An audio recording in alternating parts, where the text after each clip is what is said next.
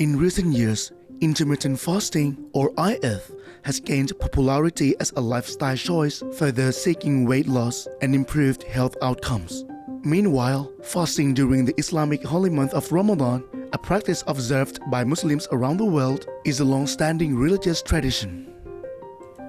Intermittent fasting is primarily health-oriented, with many adopting the regimen to lose weight, improve metabolic health, and reduce the risk of certain diseases. It is a voluntary practice that individuals can start or stop at any time based on personal health goals. Fasting during Ramadan is a religious obligation for Muslims, performed as an act of worship and spiritual reflection. While both practices involve fasting, the intention and execution differ. Intermittent fasting is flexible, allowing individuals to choose their fasting windows, and is primarily health-focused. In contrast, Ramadan fasting is strictly observed from the dawn to sunset, with a greater emphasis on spiritual growth and community.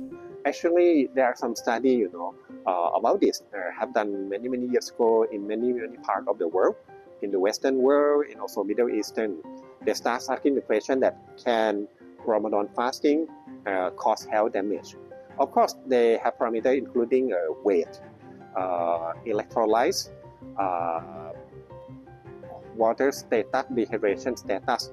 They can see some clearly change in a moderate situation between dehydration status, weight loss, blood sugar, slightly abnormal electrolytes.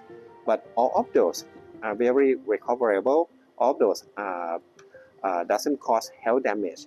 And all of those very tolerable for most of the people, for regular people. Basically, doesn't have harming benefit on regular people. For someone who already have a health problem, if they have mild degree of health problem, usually fasting would be even more helpful to them. But of course, if they have very uncontrolled diabetic, very poor cardiac function for the heart disease one, or uncontrolled high blood pressure, of course, their fasting schedule may interfere with their medication schedule, may interfere with their control of their diseases. That need to be consulted to the physicians. Both intermittent and Ramadan fasting have been associated with health benefits. The practices also, however, require careful consideration to avoid adverse effects, especially for individuals with pre-existing health conditions, pregnant women, and the elderly. In the past, IF proved to be helping in weight losing, in weight loss, and it's very effective for lots of people. In the same, once you reduce your BMI, body mass index, you lose your weight. The blood sugar control, baseline fasting blood sugar, baseline lipid profile, cholesterol, triglyceride would be much easier to control.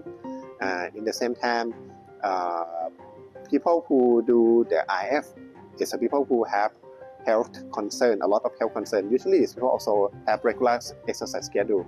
That means supposed to be good to them. For the Ramadan fasting, again, the meaning, the aims is to please the God. It's not for the health as a main, but if you do that rightly, usually everybody get health benefit. If you believe in some previous molecular data, say biologic data about autophagy, fasting at the cell level.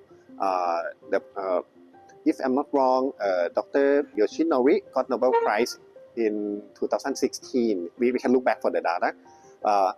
That's telling us about that if you fast enough, actually it's a way of anti-aging. You age slower. When you age slower, your tissue damage would be less, and also you can gain some health benefit from either IF or Ramadan fasting also. While both intermittent fasting and Ramadan involve restricting food intake for certain periods, they serve different purposes and are observed under different premises. Understanding these distinctions can help us appreciate the value and challenges of each reason for fasting. Kitipat Chun Sukjit, reporting for Thai PBS World.